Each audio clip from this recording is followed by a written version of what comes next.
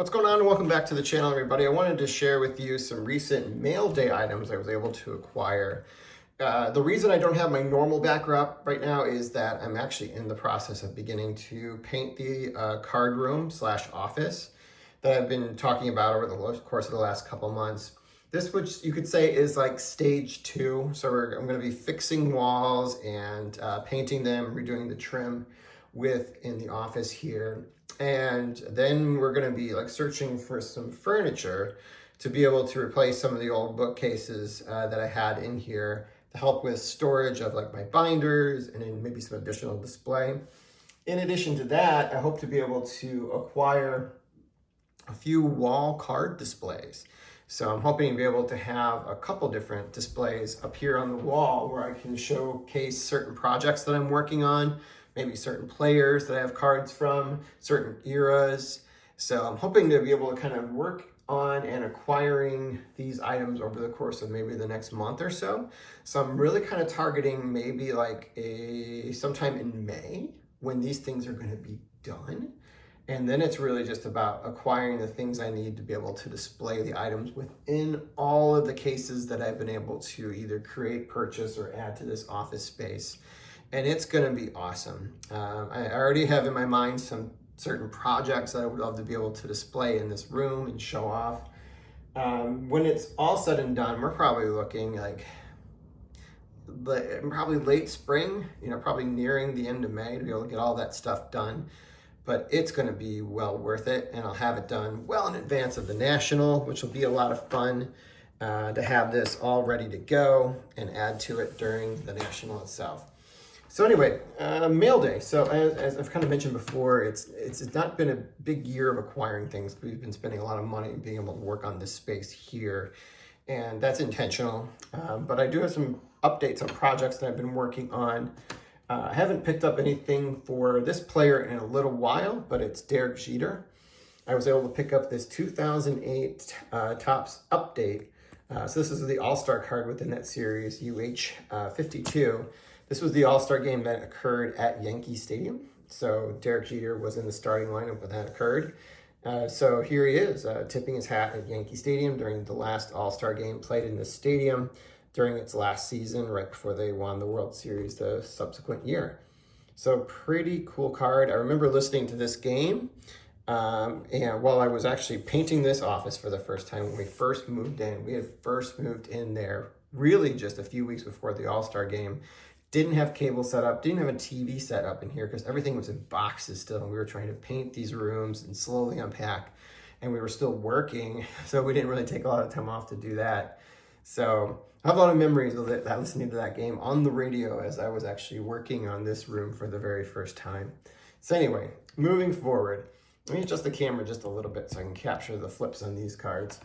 The next two are going to showcase some projects, or one specific project I'm working on that's actually, I'm making a lot of progress. I'm up to 61 of the 96 cards I'm trying to be able to acquire for the Diamond Star set that was released between 1934 to 1936.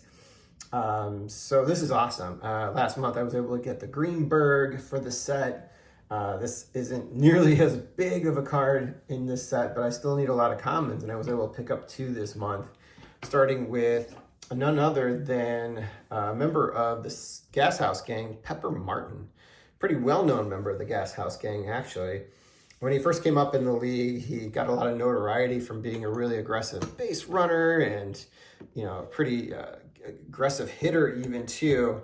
And a lot of people were kind of saying this is like the next Ty Cobb. Well, his career didn't turn out that way. There's a lot of injuries caught up with him, and his WAR is nowhere near it whatsoever. But he did appear in 4 All-Star games and was part of a couple different World Series teams, including his last one when he came out of retirement to be able to help out the Cardinals in 1944 during the war. When they were short on players. So he came back and played a couple games for them, and he was able to acquire his final ring while being a backup infielder with that team. So there he is, Pepper Martin, here in the Diamond Star set, card number 26. This was the second card released in 1935. So this is actually a 1935 release, as it talks about him hitting .355 in the 34 World Series, I believe against the Detroit Tigers, and he hit 289 during the course of that season. So there it is, Pepper Martin. And the final one I got is a player that just played briefly in Major League Baseball. Didn't really make a huge mark on it, but he's got one of the more eye-catching cards in the set. This is none other than Luis Chizoa, I think that's how you pronounce his last name. I could be wrong about that one. I do apologize to anyone that's listening to this that might be related to him or know how to pronounce his name correctly. Here he is pictured with the Philadelphia Phillies. And why I say this is kind of like an interesting card is, so it looks like a runner's running to maybe second base. Trying to steal a bag, but the orientation of Lewis, I can't tell where the ball is coming from. Maybe from the outfield, and they're trying to try to catch him before he'd slide into second. I don't know, or he's trying to catch the ball for a relay. It's definitely not coming from home plate. I don't think it's coming from second base, and it looks like he's kind of taking the shortstop position. I believe he was listed as a middle infielder during most of his career, if I'm not mistaken. But here he is, pictured in his 1935 Diamond Stars. This is one of the later cards in that 35 release, as it goes into the mid-80s before he started releasing cards in the 36 set. But it's a pretty wild-looking image in addition to this huge smile he's got on him. It looks a bit malevolent, even in the way that it was kind of designed. But there it is, card number 80 in the Diamond Star sets, which brings me up to 61.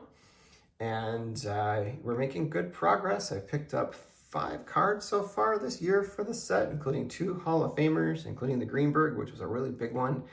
So we are doing really good, actually. I'm getting pretty close to 2/3 done with the set, which I think I will obviously eclipse this year.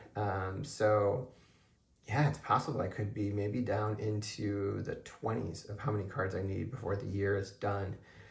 Which could make it possible that maybe I could complete this set in not 19, but in 2026. So it could be something I can complete as early as next year, and that would be phenomenal. Well, I'll be back again soon, everyone, and I hope you have a great rest of your day and rest of your week.